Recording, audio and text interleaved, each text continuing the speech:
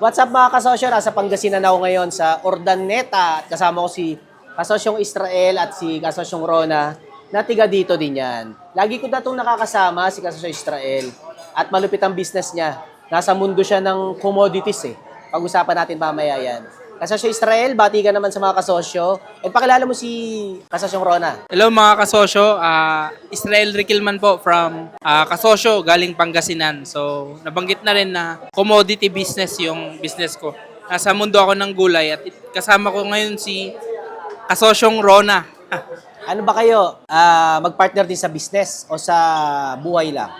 Bali Business. mag-boyfriend, girlfriend pa lang ngayon. Okay. Sige, kasosyong Rona, tatanungin din kita tungkol sa business mamaya. Bati ka sa mga kasosyo, kasosyong Rona. Saka saan kayo dito sa Pangasinan mismo? Hello po, ako po si Kasosyong Rona and from Bayambang, Pangasinan, pero partner po kami ni Israel, mag-boyfriend, girlfriend, and ayun, Naniwala ka dito? De, joke lang. nagpapaniwala. Napaniwala ka, ha? Kasosyong Rona, ano kayo dito? Dito na kayo pinanganak sa Pangasinan? Ganun ba? Yes, Both yes kayo, po, yes. both kayo. Ano yan? High school pa lang kayo? Mag-boyfriend, girlfriend na kayo? High school? Aba, matagal na. 2014. Ilang taong ka na nagbi-business kasi sa Israel? Bali high school pa lang kasosyong Arvin Business ka na. nagbi-business na ako. Nagluluto-luto na kami ng ng leche plan, ng embutido. Dalawa na kayo nun. Opo. Okay. High school. Pagtungtong namin ng college doon, pinasok na namin na magbenta ng kahit ano. Gaya rin ng sabi mo, di ba? Obo, so business-minded na kayong magjowa pa lang kayo. Opo. Nung lalo na kahit estudyante pa lang kayo. Yes po. Actually, ako pa lang, bali parang nadami. Ay, di. May sari-sari store na rin kasi sila. Okay, sari-sari Sari-sari store. store. So, nasa mundo na sila ng negosyo. So, ako naman kasosyong Arvin, laking palengke ako. So, naano ako sa pagbebenta, kung ano-ano. Pag may piyesta ng patay dito sa lugar namin, nagbebenta akong kandila. Bata pa ako noon. Talaga? So, nasa business na talaga yung mundo ko. Ang buong akala ko, nasa Balintawak ka. Kasi nakikita kayo nila ka Sosyo Erwin. Sabi ni Sosyo Erwin, kaya akala ko nasa Balintawak area ka. Akala ko nagbabagsak ka lang dito sa Pangasinan o Norte. Hindi po. Tiga dito ka pala talaga sa Pangasinan. Nakatransaction ko sila. O sa nagdugtong Dumating kayo. po, dumating po yung point na dinudugtong na namin yung gulay dito tapos doon. Galing, galing. Kaso hindi lang po ganun nag-workout. O, di ba, okay lang yun. Paano ka naka-experience sa ano? Paano ka nakapasok sa palengke? Sabi mo, bata ka pa lang, sa palengke ka na o ano. Kasi yun yung gamit mo sa business mo ngayon. Yung experience mo doon. Paano ka nakatapak ng palengke at nakapagbenta ka doon? Experience ba nung bata ka pa? Nung bata po kasi ako, abroad po yung papa ko eh. Seaman po siya sa abroad. Nung na-stop siya, doon nagbukas yung opportunity namin sa palengke. Kasi yung family po namin, side ng mother ko, is nasa palengke. Dahil nga walang trabaho ang papa ko, napunta kami sa palengke. Ay, nagbenta kami ng mga nyog, buko. O, yun. Doon po kami pinalaki na tumutulong. Una, pasukli-sukli lang. Ganun, hanggang sa na-experience na namin makipag-usap sa customer. Ilan pong nyog. Ganon? Ganun, opo. Believe din ako sa iyo, kasosyong Rona. High school pa lang kayo, siya nagpapalengke. Hindi ka na turn off doon na nasa palengke yung boyfriend, jowa mo nung time na yun? Hindi, syempre, ano yun eh, mas factor yun eh. Mabaho. Parang hindi yun ang batayan ng tagumpay, no? Palengke. Anong mindset mo doon, lalo na bata pa kayo noon?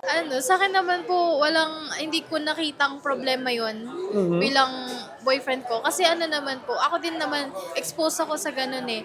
Parang, kumbaga, parehas kami ng pinagdaanan, pero magkaibang, angle lang. Kung siya, laking palengke. Ako naman po, nabanggit niya kanina may Sari-sari sari-sari store. So, ang mother and father ko po kasi, nakakuha sila ng pwesto inside the elementary school. School naman. Opo. So, pag morning, binabiyahe po nila yung paninda sa tindahan, papasok nila sa school, tapos magtitinda. So ako, exposed po ako doon. Doon din ako nag-aaral kung saan sila nagbebenta.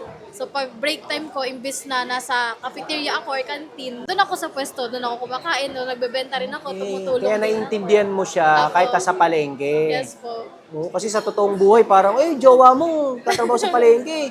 Jowa mo, titinda ng buko. Parang, kasi galing ako sa kayabangan ng bata ako eh, kaya alam ko yun. Kaya saludo ako sa'yo, kasi ngayon naman, businessman naman yung jowa mong nagbubuko ng dati, di ba? Dapit mo, ngayon lang kita na-meet kasi si Rona. Actually, di mo nababanggit na may Actually, Kas partner Arvin, ka. parang nahiya akong dalhin kasi nga girlfriend pa lang. Eh di ba pag may activity tayo, di Lahat ba? asawa. 3 days, so parang may ganun kaatang nabanggit eh. Hindi naman. Okay lang. Buti nga ngayon nakasama ka. Pero Mr. next Ron. year kasosyong Arvin, na kami, Talaga? magpapasakal. Ay, magpapakasal. Talaga, Yeah. congratulations kung ganun. Ay, hindi ko man pinapangako na pupunta ako, pero kung kaya, syempre.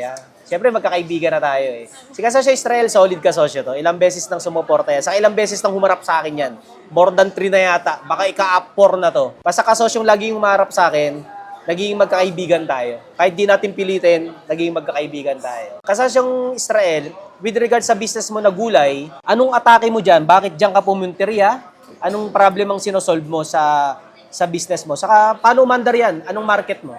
Actually, Arvin, farmer kami. Ako yung napayuhan mo na walang pera sa pagtatanim kasi hindi natin hawak yung weather, Ang risk. mataas ang risk, sabi mo. So, ikaw din ang nag-open sa akin na kumuha ka ng isang produkto sa isang lugar, tapos ibagsak mo sa isang lugar, dalhin mo, ibagsak sa isang lugar. Ngayon, dito ako sa Pangasinan, may access ako dito sa Urdaneta, dito mismo. Kasarvin ang bagsakan ng gulay sa Pangasinan. Andito lang. Urdaneta, Pangasinan lang po. So, from farmer na nagdi-deliver sa Urdaneta ng gulay, ng mga tanim namin, nakita ko yung opportunity. Kompleto yung access ko ng gulay dito sa Urdaneta. So, why not? Naalala ko yung payo mo sa akin. So, doon na nag-start Kasosyong Arvin. Nagamit ko rin yung prinsipyo mo na start on what you have. Biruin mo Arvin, supplier ako ng gulay pero nag-umpisa ako sa motor. Tapos B2B agad, business agad ang mga sinusuplayan ko. Client mo, customer. Nakamotor ako, naarawan yung gulay. Hindi ko pinapakita kasi, makikita mo customer ko dati, no? Nakamotor ka lang. Nakamotor ako Arvin, nalagyan ko ng kawayan yung... Para humaba yung para likod. humaba, para yeah. dumami yung makarga. Lalagay, Tapos, magdi-deliver ako sa business, ilalayo ko yung motor ko Arvin. Kasi Tinatago-tago nakakahiya parang gulay nila naarawan, Yeah. ganun. Tsaka ako ipapasok. Oh, yes, ganun. So basically, Arvin, yung paggugulay ko, nagsusupply ako sa mga restaurant, Restaurant, market. mga business din po. At nakafocus lang rin po ako sa mga samgyupsal. Samgyup. Di ba po, sabi mo rin, sakyan yung wave Yes. ng negosyo. Sa kainan po ngayon, di ba, ngayon ng samgyupsal, mga Korean grill. So, nasakyan ko po yun ng sinusupplyan ko ngayon. nakakapag-supply doon. Opo. So, nag-start ako dito sa amin, sa lugar namin. Ngayon, nasa Tarlac na rin kami. May Nueva Ecija na. May Sambales na rin kaming sinusupplyan. Wow. So, mga samgyupsal owner yun. Mga kausap ko, mga Koreano, mga ganun. Oh, kaya may pampakasal na next year. Yes. Lapit. Sabihin ko, kikita na. Yes, Kasosyong Arvin. Kasi Congratulations. nagagawa ko ng pumunta-punta sa mga event natin. Oo nga, no? Kasama tayo nung 5th anniversary. Kasi sa Israel, nandiyan ka sa industriya ng agriculture, ano? Ano nakikita mong problem sa mundo na yan? Na hindi nakikita ng wala dyan, tulad ko. Wala ako sa agri. Pero ikaw, anong nakikita mong problem dyan na alam mo rin sa sarili mo na may kaya kang gawin to solve that problem? Ano yung insight mo sa mundo na yan? So, Sean Arvin, sa mundo ng agriculture, yung pinaka nakikita kong problema yung buhay ng mga farmer. Kasi gaya ng kwento ko kanina, 'di ba? Farmer ako, galing akong sa farmer. Binibili sa amin ng napakamura. Bagsak Binabarat presyo. kayo. Actually, Arvin, hindi ko rin maintindihan kasi tuwing harvest time, babagsak ang presyo. Timing. Ganun, timing lagi yun Kasosyong Arvin. Kahit na-try na rin namin ng sibuyas, 'di ba? Ang mahal ng sibuyas. Mahal pag season ng pagtatanim. Oo. Mahal, pero pag darating na ng harvest time, bagsak Biglang presyo bagsak. na. So bagsak presyong kukunin sa amin, tapos i-storage ng mga negosyante, aantayin nilang tumaas ang presyo, saka ilalabas uli. i-release. Ganun ang nangyayari. So ang problema, yung mga farmer na kagaya namin, tuwing harvest time, biglang bumababa yung presyo, hindi malaman na dahilan, pero bumababa talaga yung presyo. Parang may naghahawak sa presyo yung supply. Kinokontrol O nila. kinokontrol Arvin. So, yun nga. Yun ang problema namin sa agriculture na Namamanipulate yung presyo. Yes, Arvin. Na dapat hindi. Kasi kawawa yung farmers na nabibilan ng murang halaga. Yes po. Tapos may gagawin silang something, kaya tataas yung presyo, kaso Oo. sila na kumita. Opo, wala na sa farmer yun, Kasosyong Arvin. Okay, economically, ini-strategize nila yon, no? Sino man sila, masasama sila. Pero tayong mga mabubuti, gagawa natin ng paraan yan. Kaya masaya ako nandiyan ka sa Israel kasi may mabuting negosyante sa mundo na yan. Darating ang panahon, papalag tayo dyan. Hindi pwede yan. Hindi pwede yan. Bawal, hindi pwede ganyan. At kaya nating tumanggi. Ngayon kasi hindi tayo makatanggi. Kasi may kailangan pa tayong palakasin. Pero importante, kita mo na yung problem at kita mo yung solusyon. Gahandaan natin yung solusyon. Kaya steady ka lang dyan sa agri, kasosyong Israel ha. Kasosyo tayo dyan. Kasosyong Rona, anong matitip mo sa mga magjowa pa lang nagbi-business na? Tulad nyo, di ba? Magjowa pa lang. Paano nyo i-handle yung relationship and yung business ng boyfriend mo or ikaw? Paano i-deal yun? Magkaiba ba business nyo kagad? Magjowa pa lang? Sa inyo ha? O sama kagad kahit magjowa pa lang kayo nun? Anong mapapayo mo sa mga mag-boyfriend, girlfriend din na nagbi-business na as early as young age? Ako, mapapayo ko siguro, sa akin kasi, bilang mag-partner, never naman kami nagkaroon ng separate na business. Talaga? So, Every laging time combined? pag nag-uumpisa kami, sabi nga niya, naging stepping stone namin yung pagbebenta, leche flan, embutido. So, doon po talaga kami nag-start. And every time po na mag-start kami ng bago is, lagi kaming magkasama. Tapos, siguro kasi strength niya kasi yung pagbebenta. Ako naman, strength ko is yung paggawa, pagluto. So, ikaw ang magaling sa benta? Opo, magaling siya sa pagbebenta na kahinaan ko. So, baliktad, ina-acknowledge ko yung weakness ko sa pagbebenta. So, sa kanya ko pinapasa yung pagbebenta. Tapos, ayun, nagkakaroon kami ng brainstorming every time na gano'n. Tapos, siguro yung sa tanong ninyo po na mapapayo, kapag po may idea, mostly naman po si lalaki eh. May idea si boyfriend, suporta lang. Suporta lang po.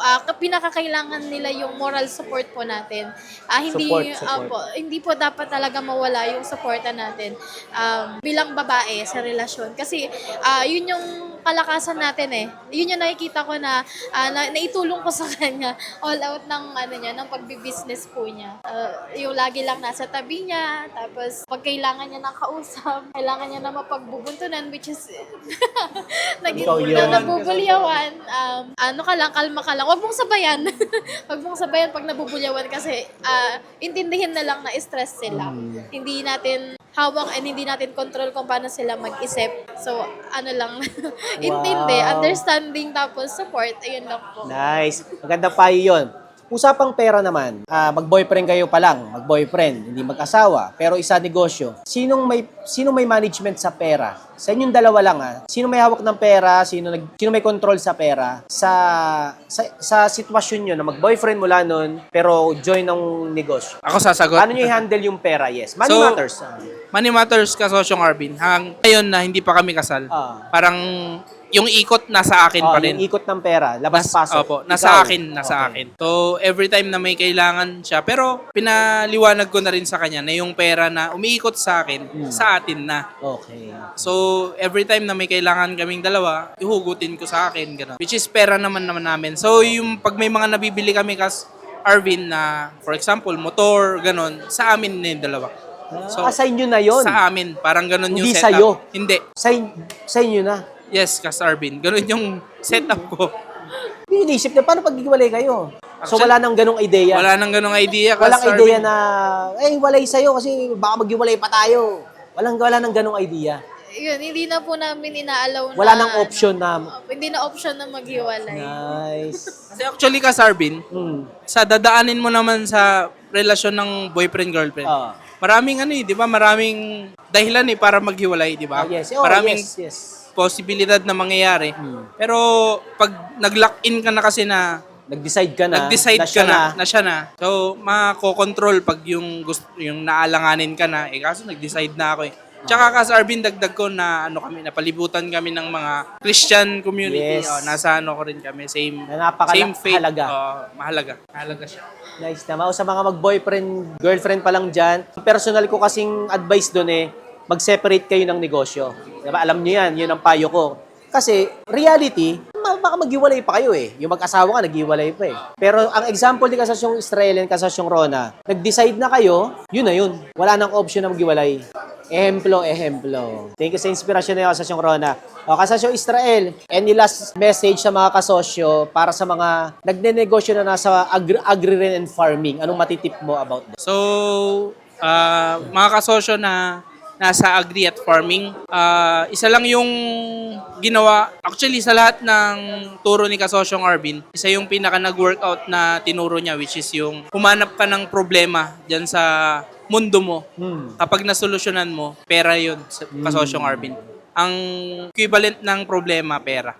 Yun lang po talaga. Napakasimple lang pero gamit na gamit, So Kasosyong pag may Arvin. problema, sinolve mo, pera yun. Because we provide value. Kasosyong Rona, saan sila makaka-order kung gustong makitap sa inyo o partner? Saan sila pwedeng mag-message sa inyo? So, sa mga Samgyeopsal owner, Korean Samgyeopsal owner, kung interesado po kayo na mag-order sa business namin, kontakin nyo lang po yung SJMR. Meron po kaming Facebook page. Nagiging link Meron dyan. po kaming admin na humahawak ng page na yon. So, kapag nag-message po sa kanila, sa Facebook page na yon, may admin po na magsasagot po doon. And then kung gusto niyo naman po na personal na makausap si Israel, pwede niyo rin po siyang i-contact through kanyang personal account regarding sa business. Ayun naman po. And then siguro po yung contact number, iwan ko na lang po. Yes. Israel Riquilman po, sir 938-329-98. Sir 938-329-9812. Ayan. Lalagay natin dyan sa description. Thank you sa time nyo at pumunta rin kayo dito sa Israel. Lagi ka naman pupunta. And nice meeting you, Kasosyong Rona. Masaya ako nakilala ka. At advance congrats sa pagpapakasal nyo next year. Invited lahat ng kasosyo sa Pangasinan. Invited lahat. Magpapatumba ako ng baka. Kaso puro letos ang handa. Kasosyo Israel, salamat Thank you sa po. suporta. Galingan pa natin. Paalam mo na mga kasosyo. Bye-bye. Yun ayos, ayos. Anniversary, Kasosyong Malupit Group, Pangasinan!